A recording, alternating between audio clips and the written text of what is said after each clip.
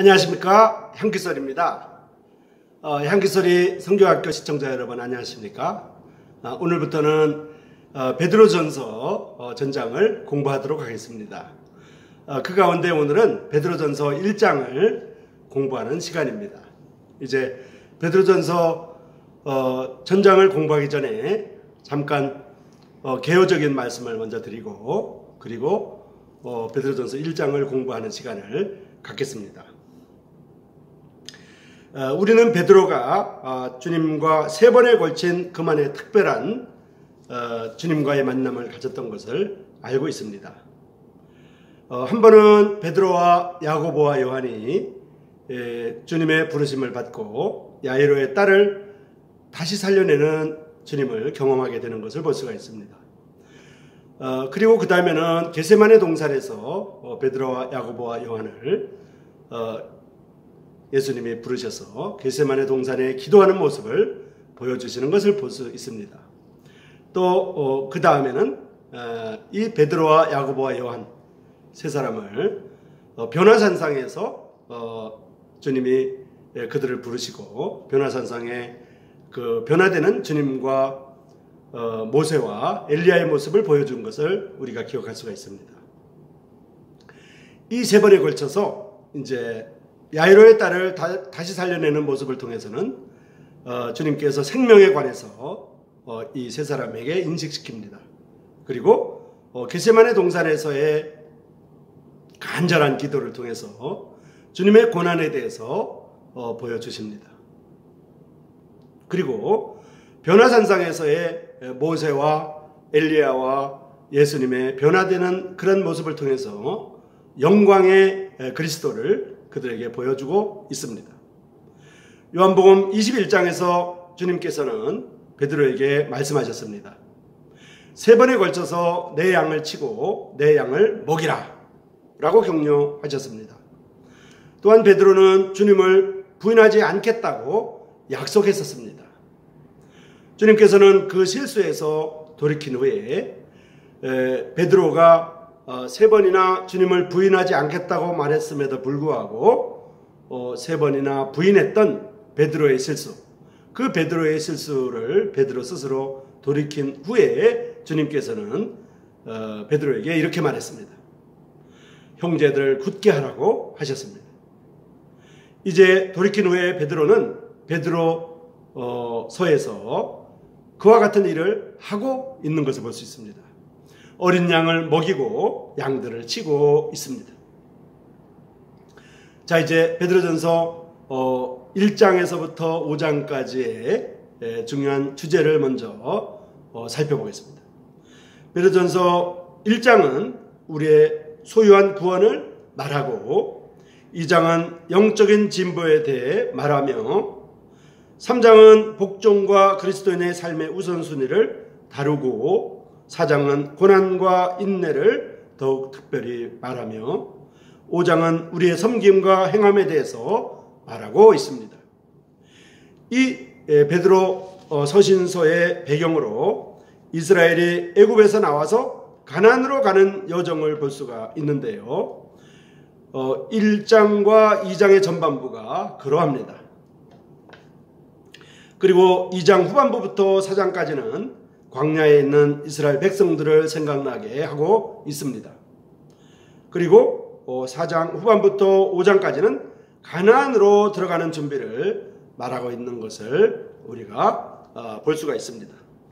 자, 이제 베드로전서 1장을 본격적으로 공부하겠습니다. 베드로전서 1장은 우리가 소유한 구원을 말합니다.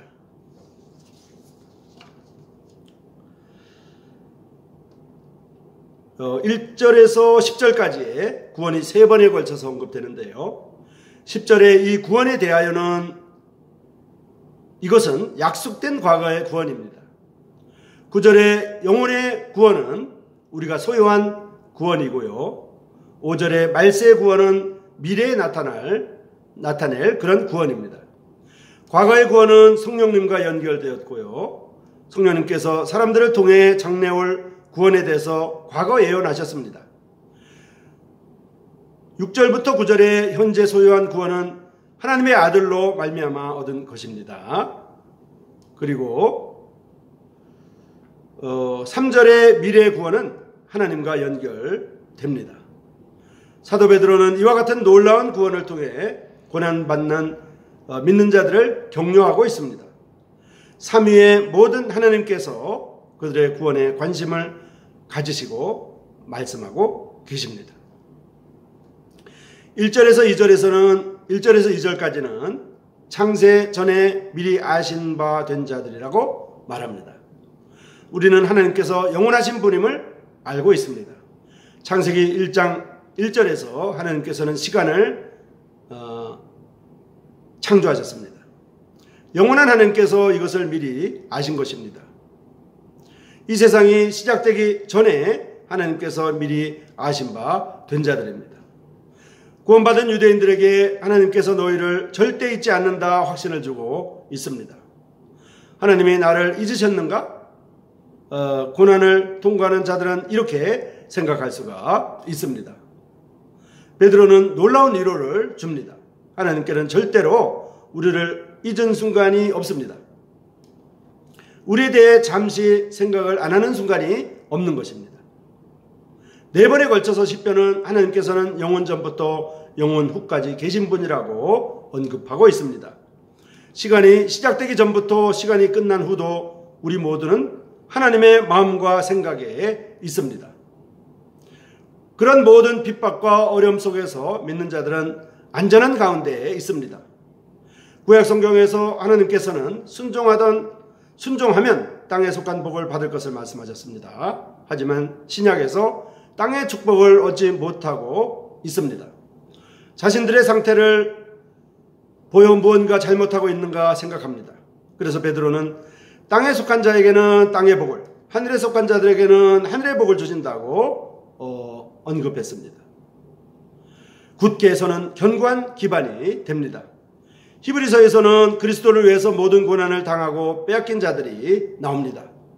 가정을 잃어버린 자들에게 베드로는 새로운 가정이 있음을 말해줍니다. 전에는 가지지 못한 새로운 생명을 소유했다고 말합니다. 23절에서 거듭남을 말합니다. 새로운 생명을 소유한 것입니다. 새로운 연결고리를 가지게 되었습니다. 하나님을 아버지라고 부르는 신분이 되었습니다. 새로운 가문 속에 새로운 형제를 가졌습니다. 형제들을 사랑하는 자들이 되었습니다. 새로운 능력을 소유하게 됩니다. 이 능력은 아버지와 교제할 수 있는 능력입니다. 모두 하나님과 교제할 수 있는 성품을 가지게 된 것입니다. 우리가 아들과 함께하는 교제를 요한 서신서에서 말하고 있습니다. 요한복음 17장에서 영생은 곧 아버지와 그 보내신 아들을 아는 것이라고 말합니다. 하나님과 함께하는 교제에 대해 계속해서 노력하고 개발해야 할 것입니다. 우리는 그분과 함께하는 시간을 보내고 아버지 하나님에 대해서 더 많이 배워야 합니다. 그것은 하나님의 말씀을 통해 할 수 있는 것들입니다. 그리고 그분에게 말씀드리는 시간을 가져야 합니다. 이와 같은 새로운 교제가 믿는 자들에게 가능해졌습니다. 그리고 열매가 있습니다. 우리는 그분이 기뻐하시는 열매를 우리 삶 가운데서 맺어야 합니다. 그분의 이름을 증거하는 향기를 드러내는 가능성을 가지게 되었습니다. 하나님께서 죄를 가지셨습니다. 하나님께서 죄를 가져가셨습니다. 죄의 종된 가운데 우리를 구원하셨습니다. 우리에게 생명을 주셨습니다. 거듭남이라고 말합니다. 거듭남, 새 생명, 이런 것들을 통해서 하늘에 계신 하나님과 새로운 연결이 됩니다. 새로운 삶과 새로운 관계가 된 것입니다. 그리고 다른 믿는 자들과 관계를 또한 가지게 됩니다. 순종하는 자식이라는 관계를 가지고 성령의 거룩함으로 순종합니다. 하나님의 가정의 특징은 하나님께 순종한다는 것입니다. 순종을 통해서 우리는 거짓이 없이 형제를 사랑하기에 이르렀다고 말합니다. 죄의 본질은 자기를 사랑하는 것입니다. 에덴에서 아담이 범죄했을 때 하나님을 사랑하는 존재에서 자신을 사랑하는 존재로 타락합니다. 하나님께서 아담에게 물었을 때 아담은 하와에게 죄를 돌렸습니다. 아내를 자기 자신처럼 사랑하지 못하고 자신만을 사랑하며 아내에게 죄를 전가시킵니다. 우리는 모두 자기 자신을 사랑하는 존재로 태어났습니다. 새로운 생명은 다른 사람을 마음으로 뜨겁게 사랑하는 성품으로 변화받게 되는 것입니다. 우리는 안전을 견고하게 하는 기반과 우리가 들어갈 새로운 가정에 대해 살펴보았습니다. 이것들은 새로운 미래와 연결됩니다. 이스라엘은 가나안을 기업으로 받았지만 산 소망과는 상관이 없었습니다. 산 소망은 썩지 않고 더럽지 않고 쇠하지 않는 기업입니다. 죽음이 없고 흠이 없으며 시간에 제한되지 않습니다. 그리고 이 기업의 이익을 말합니다. 기업을 받는 자들이 누군지 설명하고 있습니다. 이 땅에 속한 땅을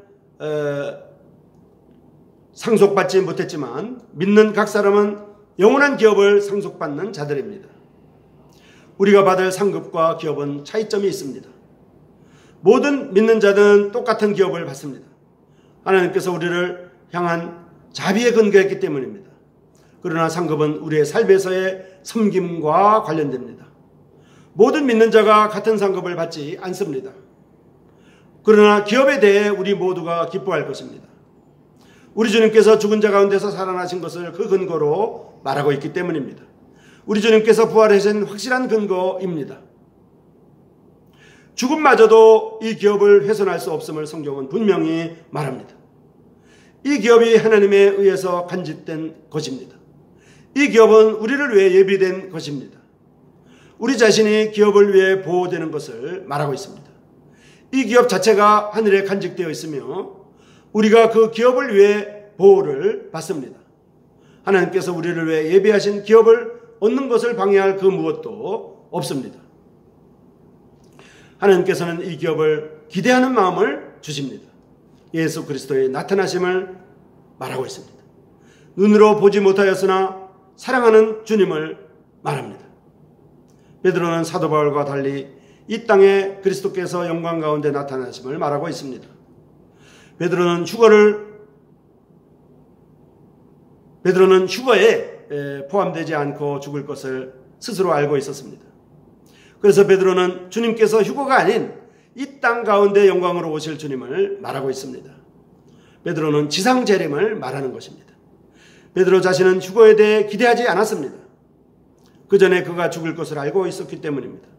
베드로에게 주님을 부인한 실수를 만회할 기회가 있다면 그는 그것을 위해 주님을 위해 담대히 죽기를 각오한 사람이었습니다. 요한복음 21장에서는 주님께서는 그 기회가 올 것을 말해 주셨습니다. 주님께서 우리의 실패에도 두 번째 기회를 주시는 것은 참으로 놀라운 일이 아닐 수가 없습니다. 6절에서 여러 가지 시험의 때가 이야기되고 있습니다. 잠깐이라고 말합니다. 우리가 통과하는 모든 시험이 단순히 일시적인 것임을 말합니다. 우리의 잠시 받는 환난에 경한 것이 지극히 크고 영원한 영광에 중한 것을 우리에게 이루게 함이라고 고린도후서 4장 17절에서 말하고 있습니다. 우리의 고난은 경한 것이며 잠시 받는 것입니다. 영원한 영광에 중한 것과 대조됩니다. 그리고 베드로전서에서는 시험에 대해 반드시 있을 거라고 언급하고 있습니다. 고난과 시험은 우리 믿는 자들의 삶에 반드시 있게 됩니다. 여기에 여러 가지 시험이라고 말합니다. 모든 믿는 자에게 있는 시험은 각각 다릅니다.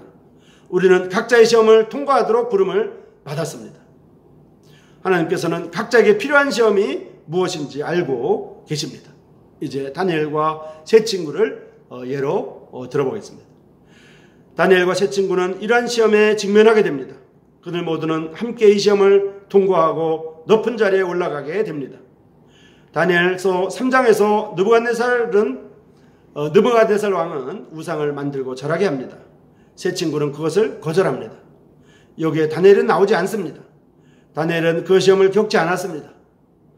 그러나 6장에서 느부갓네살 왕은 왕 외에 다른 사람에게 기도하지 말 것을 언급합니다.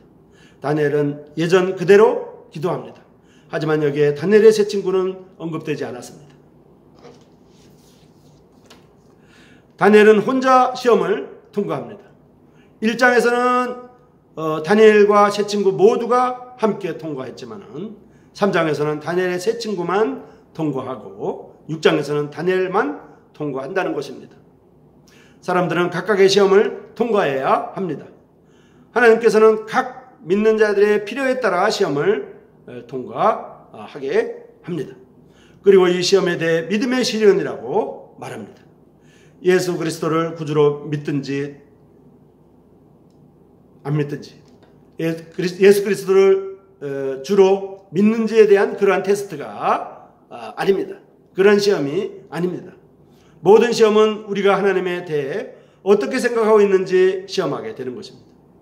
하나님이 정말로 우리를 돌보시는가 하는 것이죠. 하나님이 우리를 알고 계시는가 하는 것이죠. 왜 하나님은 나에게 이러한 일들이 일어나게 하셨는가 하는 것이죠. 이러한 시험 가운데서 우리는 하나님의 능력과 하나님의 사랑과 하나님의 돌보심에 대해 의구심을 가지게 됩니다. 6절에서 이 시험이 필요한 이유가 나옵니다. 그러므로 너희가 이제 여러 가지 시험을 인하여 잠깐 근심하게 되지 않을 수 없었으니 그러나 오히려 크게 기뻐하도다. 이렇게 6절에서 말하고 있습니다. 어떤 시험들은 죄에 대한 징계로 옵니다. 야곱이 거둔 것은 그가 행한 일들의 대가입니다. 이제 야곱의 예시를 통해서 우리가 살펴볼 것입니다. 야곱이 거둔 것은 그가 행한 일들의 대가였습니다. 그는 자신의 팔에 가죽을 덧대어 아버지를 속였습니다. 거짓말을 통해서 장자권을 가로챕니다. 그런데 야곱의 자식들은 나중에 요셉의 옷을 가지고 아버지를 속입니다. 야곱의 행한 일들이 나중에 대가를 치르게 된 것입니다. 이와 같은 징계는 우리를 깨끗하게 하기 위하여 치릅니다. 이 징계는 그리스도인의 삶에서 적어야만 할 것입니다. 많지 않고 그 수가 적어야만 할 것이라는 말입니다. 어떤 시련들은 우리를 준비케 하는 시험입니다. 요셉은 어디에서 나라의 둘째 자리에서 통치할 경험을 얻었을까요? 처음엔 아버지의 약물이에서, 그 다음엔 보디발의 집의 총무로, 그 다음에는 감옥일을 돌보는 자로 고난과 시험을 견딥니다. 이 모든 시험을 통해 요셉을 총리로서 하나님은 준비시킵니다. 그래서 하나님의 시험의 손길은 우리를 장래 사용하시기 위해 준비하게 하시는 것입니다. 이 징계는 우리를 깨끗하게 합니다. 욥은 고난받았습니다. 그는 의로운 사람이었습니다. 금이 연단받는 것처럼 연단받습니다. 하나님께서는 그를 시험하심으로 더욱 훌륭한 하나님의 사람으로 만듭니다. 하나님의 징계의 손길은 우리를 나쁜 일로부터 막습니다. 내게 주신 계시가 너무나 커서 하나님이 내게 가시를 주셨다고 사도 바울은 말했습니다. 사도 바울 자신도 교만하게 되는 위험성에 대해 알고 있었습니다. 그래서 하나님께서 징계의 손길을 하나님께 두며 자고하지 않도록 보호하십니다. 이 징계는 깨끗게 하고 우리를 준비시키며 우리를 더욱 순수하게 만듭니다. 그리고 우리를 보호합니다. 그리고 징계의 손길을 통해 하나님 자신이 얼마나 위대하신 분인지 우리에게 알려주십니다. 시험을 통과한 세 친구를 보며 느부갓네살 왕은 하나님이 얼마나 크신 분인지 고백합니다. 하나님께서는 이 시험을 통과하는 자들을 통해 하나님의 위대함을 증거하십니다. 역설적이게도 가장 무거운 시험은 가장 훌륭한 믿는 자들에게 주어집니다. 사랑하는 독자를 모리아산에서 하나님께 드리라는 시험은 롯이 아닌 아브라함에게 주어졌습니다. 모든 것을 잊어버리는 경험은 욥의 친구가 아닌 욥에게 주어졌습니다. 그들은 큰 시험을 주님께서 맡길 만한 자들이었던 것입니다. 우리는 이 시험을 통해 이상해 보이는 다루심을 보게 되었습니다. 이 시험은 최소한 세 가지로 우리에게 영향을 끼칩니다. 첫 번째로 우리의 과거를 돌아보게 하고 양심에 대해 생각하게 합니다. 두 번째로 현재 얼마나 합당하게 섬기는지 돌아보게 합니다. 예를 들어서 이스라엘에 가뭄이 들었을 때 아비멜렉은 떠났지만 보아스는 남아 있었습니다. 이 시험은 과거를 돌아보며 현재를 점검하게 했던 것입니다. 자, 그리고 세 번째로 시험은 미래에 있을 일에 우리를 교훈합니다. 이러한 시험은 하나님을 더욱 사랑하게 되도록 그 사람을 발전시키는 도구로 사용됩니다. 새로운 자유에 대해서 마지막으로 말씀을 드리겠습니다. 우리는 구속받은 자들입니다. 은이나 금처럼 썩어질 것으로 구속된 것이 아닙니다. 우리는 망령된 허망된 행실에서 구속을 받은 것입니다. 우리는 갈라디아서 3장에서 율법의 저주에서 속량받았음을 듣고 있습니다. 갈라디아서 1장에서 어둠의 권세에서 구속을 받았습니다. 또 갈라디아서 1장에서 죄의 종됨에서도 구속을 받았습니다. 그리고 디도서에서 모든 율법에서 모든 불법에서 구속받았음을 말합니다. 베드로전서 1장에서는 우리의 허망한 행실에서 구원받았음을 말합니다. 우리의 인생은 허망하고 무의미했습니다. 우리 인생에 참된 동기가 없었습니다. 하지만 이제 거룩한 삶으로 부르심을 받았습니다. 13절에서 18절까지는 거룩한 삶에 대한 동기를 제시합니다. 우리를 부르시는 하나님의 성품에 대해 말해줍니다. 너희를 부르신 거룩한 자처럼 너희도 모든 행실에 거룩한 자가 되라고 말합니다. 아버지의 거룩함을 담는 것입니다. 거룩한 삶을 살기 위해 하나님께서 치르신 대가를 말합니다. 거룩함이란 것은 무엇을 먹느냐에 달려 있습니다. 하나님의 말씀을 섭취해야 합니다. 거룩한 아버지께 속해 있습니다. 거룩한 곳인 하늘나라를 향해 가고 있습니다. 그리고 거룩한 성령께서 우리 안에 내주하십니다. 그리고 보배로운 그리스도의 피로 구속함을 얻은 자들입니다. 흠도 없고 점도 없는 어린 양께서 우리를 위해 자신을 주셨습니다. 이 모든 것은 거룩하게 될 수 있는 자유를 주셨습니다. 우리는 거룩을 생각할 때 하지 말라는 것만 생각하는 경향이 있습니다. 하지만 거룩은 악한 것이 없는 상태만을 의미하는 것이 아닙니다. 거룩은 하나님께 기쁨을 드리는 모든 상태를 말합니다. 예수 그리스도를 닮는 것입니다. 우리가 그분의 말씀을 읽고 그분의 양식을 섭취할 때 그분을 닮아갑니다. 향기소리 성경학교 시청자 여러분, 오늘 이 시간에는 베드로전서 1장에 대해서 공부했습니다. 베드로전서 1장에서 우리는 우리가 소유한 구원에 대해서 살펴보았습니다. 그리고 우리가 속한 새로운 가족에 대해서 살펴보았습니다. 우리가 겪게 될 시련에 대해서 공부했습니다. 우리가 얻은 새로운 자유에 대해서 확인하였습니다. 베드로전서 1장은 우리에게 우리가 구원받은 그 모습이 참으로 놀랍고 보배롭다고 말하고 있을 뿐만 아니라 우리는 새로운 가족이 되어서 자기만을 생각하지 않고 형제들을 사랑하는 데까지 이르렀다고 말씀하고 있는 것입니다. 그러나 우리에게는 겪게 될 시련이 있는데 그 시련은 하나님께서 우리를 준비시키는 과정이라고 하는 것을 알게 되었습니다. 자, 우리가 얻은 새로운 자유는 많은 부분에서 우리를 구속하신 주님으로부터 오는 그러한 자유인 것을 확인했습니다. 하나님 앞에 감사하지 않을 수가 없습니다. 향기소리 성경학교 시청자 여러분, 오늘 이 시간에는 베드로전서 1장에 대해서 공부를 했습니다. 다음 이 시간에는 베드로전서 2장에 대해서 공부할 것입니다. 베드로전서 2장은 영적인 진보에 대해서 말하고 있습니다. 영적인 진보는 우리가 예수 그리스도 안에서 태어났을 뿐만 아니라 이제 자라가고 젖을 먹고 단단한 음식을 먹는 데까지 이르러야 한다고 하는 것을 말씀하실 것입니다. 우리는 멈추지 아니하고 성장해 나가야 되며 구원받은 것에 대해서 만족하지 아니하고 하나님께서 우리를 부르신 부름의 상을 위해서 달려가야 하는 것에 대해서 언급하게 될 것입니다. 자, 이 시간에는 하나님이 우리를 구원하신 것, 영원한 하나님의 자녀가 된 것, 그래서 거듭나서 우리에게 새로운 가족이 생긴 것을 말해 주셨습니다. 그리고 새로운 가족이 생긴 하나님의 가족들은 하나님으로부터 오는 시련이 있다고 말합니다.